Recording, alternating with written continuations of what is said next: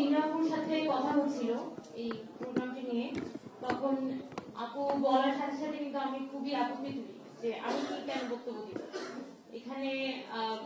যদি বক্তব্য দিতে হয়, আমাদের যে আহ্বায়ক কমিটি আছে, সেই আহ্বায়ক কমিটির তো আরো মানুষ আছে। তো যখনই নারী বিষয়ে কোনো প্রোগ্রাম হয়, তখন বাই ডিফল্ট ধরে নেওয়া হয় যে আচ্ছা ঠিক আছে, ও তো একজন মেয়ে আছে, তাকে বলে সেই হচ্ছে বক্তব্যটা দিবে, মানে মেয়েদের কথাটা মেয়েরাই বলবে আর কি। তো এটার ফলে যেটা হয় যে আমাদের যারা পুরুষ সদস্যরা থাকে তাদের আসলে কোনো এক্সপোজার হয় না এই সাবজেক্টে, এবং তাদেরকে যদি ডায়াসে দাঁড় করিয়ে দেওয়া হয় যে আচ্ছা অভ্যুত্থানের পরে মেয়েরা কেন হারিয়ে গেল, তারা পুরোপুরি ব্ল্যাঙ্ক হয়ে যায়। কারণ তাদের কখন মাথায় আসেই নাই যে আচ্ছা এটাও যে একটা বলার মতো সাবজেক্ট বা এটাও যে একটা ভাবার মতো সাবজেক্ট। তো মানে এই যে মানে পুরুষরা কিন্তু এই সাবজেক্টটা থেকে বঞ্চিত থেকে যাচ্ছে, এবং আমরা নারীরাই যারা বঞ্চিত তারাই প্রতি মুহূর্তে খালি হচ্ছে বলে দিতে হচ্ছে যে আচ্ছা আমরা তো বঞ্চিত, আমাদেরকে ইয়ে করো।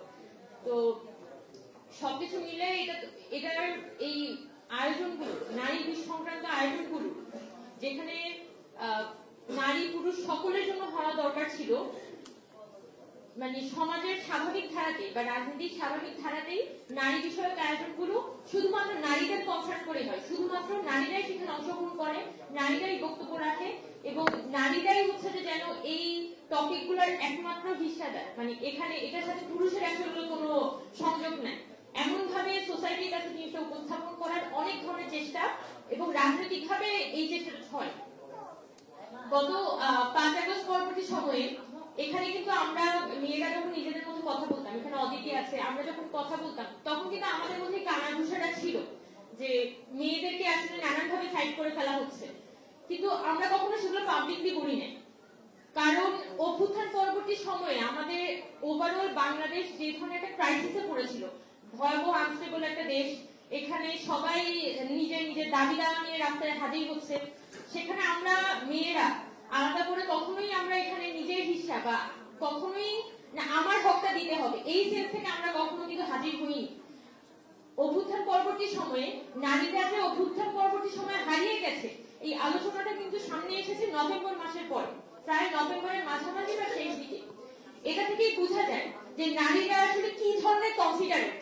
সে কিন্তু নিজের হকটা, সে নিজের যে হকটা, তার যে অংশীদারিত্ব, সেটাকে বিসর্জন দিয়ে সে চাচ্ছে যে না দেশটা ভালো থাকুক, আমার এখানে নিজেটা লাগবে না। কিন্তু পরবর্তী সময়ে যখন আমার বিভিন্ন আলোচনায় যোগ দেওয়ার সুযোগ হয়েছে, তখন কিন্তু আমার ভিতরে অনুভূতিটা কাজ করেছে যে সামান্য হলেও আমাদের কিন্তু এই আগস্ট মাস সেপ্টেম্বর মাস ওই সময় খুবই দৃঢ়ভাবে ভয়েস রেজ করা দরকার ছিল যে আসলে মেয়েদের ক্ষেত্রে খুব ভয়াবহ টোকেনিজম হয়েছে, এবং পুরো অভ্যুত্থানকারী সময়, এমন জুলাই মাসে এখানে রুকু আছে, অদিতি আছে, আমাদের প্রত্যেকটা মেয়েরা আছে যারা জুলাই মাসে ঢাকা বিশ্ববিদ্যালয়ে বলি, চট্টগ্রামে বলি, যারা আন্দোলন করেছিল ইউনিভার্সিটি থেকে রাতের 14 জুলাই রাতে হলের গেট ভেঙে তারা বের হয়েছিল, এবং এই গেট ভেঙে বের হওয়ার মধ্যে কোনো ধরনের পলিটিক্যাল মাইন্ডসেট ছিল না। আমরা এই অপমানটাই মেনে নিতে পারি না যে একটা দেশের প্রধানমন্ত্রী কিভাবে করে একটা আমাদের ছেলে মেয়েদেরকে রাজাকারের নাতিপুতি বলে। এটা খুবই স্বতঃস্ফূর্ত, খুবই হিউম্যানিটেরিয়ান জায়গা থেকে আমরা কিন্তু এই অনুভূতিটা আমাদের মধ্যে তৈরি হয়েছিল। যদি আমরা এতটুকু পলিটিক্যালি হিসাব নিকাশ করতাম, আমরা নারীরা অ্যাজ এ কমিউনিটি আমরা যদি এতটুকু পলিটিক্যালি হিসাব নিকাশ করতাম, তাহলে নারীরা কিন্তু মাঠে থাকতো না। কারণ আমরা অনেকেই বুঝতে পেরেছিলাম যে 5 আগস্ট পরবর্তী সময়ে বিষয়গুলো এরকম হবে, নারীরা সাইডলাইন হবে, কিন্তু আমরা সবাই যার যার জায়গা থেকে এখানে ছিলাম, কারণ থাকাটা দরকার ছিল নিজের দেশের জন্য। কিন্তু এখন এসে আসলে আমার মনে হয় যে আমাদের আসলেই 5 আগস্ট পরবর্তী সময়ে বিভিন্ন যে ছোট ছোট ভয়েস গুলো উঠছিল, ছোট ছোট ভয়েস যেখানে রেজ হচ্ছিল, আচ্ছা মেয়েরা কোথায়, মেয়েরা আস্তে আস্তে চলে যাচ্ছে কেন, এই কথাগুলো কিন্তু আস্তে আস্তে আমরা চেষ্টা করতাম যে খুব বেশি যাতে সামনে না আসুক। কিন্তু প্রায় অক্টোবর মাস বা নভেম্বর মাসের দিকে আমরা খেয়াল করি যে আমরা যখন নারীদের জায়গা থেকে, আমরা অ্যাজ এ ফিমেল, আমরা যখন কনসিডারেশনটা দেখাচ্ছি, আমাদের মেল কাউন্টার পার্টরা কিন্তু ওই কনসিডারেশন দেখাচ্ছে না, তারা সেটার সুযোগ নিচ্ছে, এবং তারা যেটা চেষ্টা করছে অ্যাজ এ হোল নারী কমিউনিটি যেখানে অবদমিত হয়েছে সেই আলাপ আলোচনাগুলোকে দমিয়ে দিতে বা খুবই নারী সেন্ট্রিক করে রাখতে, যাতে শুধুমাত্র নারীরা এটা নিয়ে কথা বলে, এটার সাথে পুরুষদের আসলে কোনো সংযোগ নেই। তো এই বাধাগুলোকে ভাঙাটা আসলে অনেক বেশি গুরুত্বপূর্ণ। জাতীয় নাগরিক কমিটি এখানে দিনাপুরে যে উদ্যোগটা নিয়েছেন যে আচ্ছা মেয়েদেরকে অন্তত একসাথে নিয়ে আসা, মেয়েদের কথাগুলো সামনে আনা, এর মধ্যে বিচ্ছিন্নভাবে অনেকগুলো প্ল্যাটফর্ম থেকে কিন্তু আলাপ আলোচনা হয়েছে, অনেকগুলো প্ল্যাটফর্ম কিন্তু এই মেয়েদের বিষয়টা নিয়ে কাজ করতে চেয়েছে।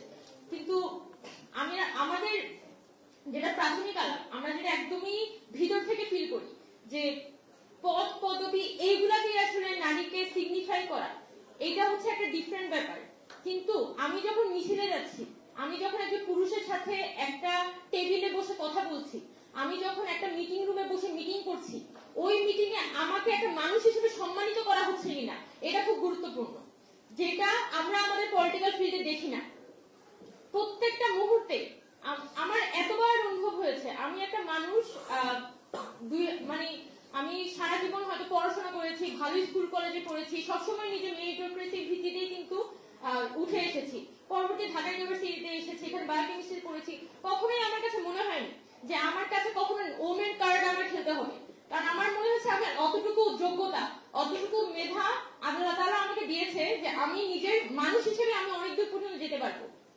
কিন্তু এই অভ্যুত্থান পরবর্তী সময়ে আমি খুব অ্যাবসার্ড ভাবে লক্ষ্য করলাম প্রত্যেকটা মেয়েকে এখানে নানান ভাবে পিক করা হয়েছে এবং নানান ভাবে তাদেরকে হিউমিলিয়েট করা।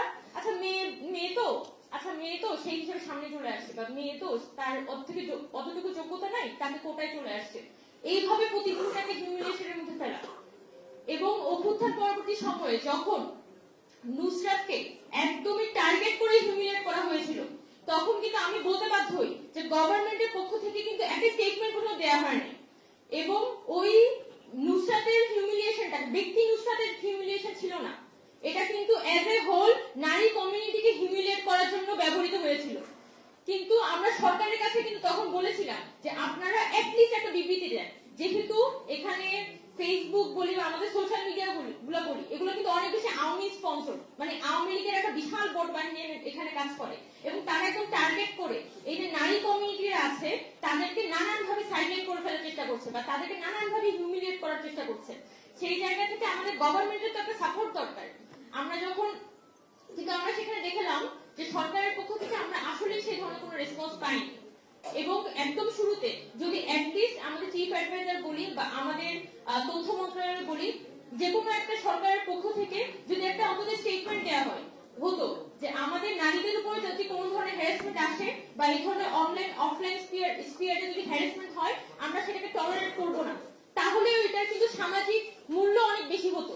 কিন্তু আমরা সরকারের পক্ষ থেকে উদ্যোগগুলো দেখিনি, যার ফলাফল হচ্ছে আজকে আমরাও হ্যারাস্ট হচ্ছি, আমরা খুব ওপেনলি হ্যারাস্ট হচ্ছি।